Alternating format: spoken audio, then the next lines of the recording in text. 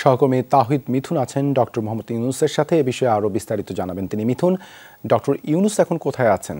Ceylon family ব্লেন্ডের কড়ালিকার আর সতেজ সাদের perfect ব্লেন্ডে স্বপ্নেরা মিলুক টানা।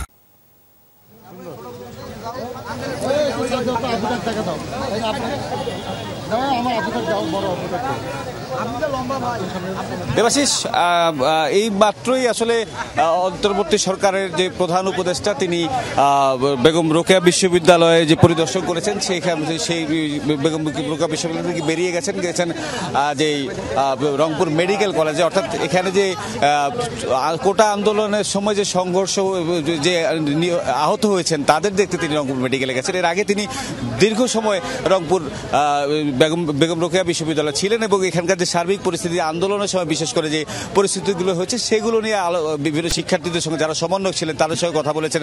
শিক্ষার্থীরা এই যে শিক্ষার্থীদের উপর যে হামলা হয়েছে, তাদের উপর যে ছাত্র বিশেষ করে আবু সাইদ যে নিহত হয়েছে, এই বিষয়গুলো তাদের যে ক্ষোভ সেগুলো তুলে ধরেছেন এবং তারা এই যে অন্যায়ের প্রতিবাদ জানিয়েছেন এবং এই অন্যায়ের প্রতিবাদ পাশাপাশি তারা খুব দ্রুত সময়ের মধ্যে এসব হত্যাকাণ্ডের বিচারের দাবি জানিয়েছেন। পক্ষান্তরে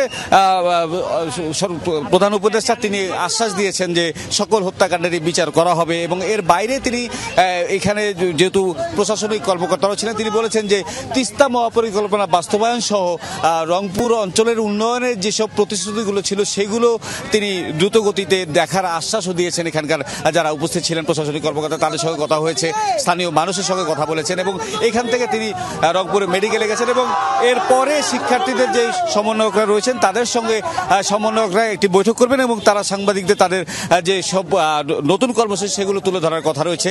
এর বাইরে আজকে এখান থেকে প্রধান উপদেষ্টা তিনি রংপুর মেডিকেল থেকে তিনি সার্কিট হাউসে যাবেন। সার্কিট হাউসে তিনি বিশ্রাম করে তারপর ঢাকার উদ্দেশ্যে রওনা হওয়ার কথা রয়েছে। দেবাশিস, ধন্যবাদ মিথুন যুক্ত হবার জন্য।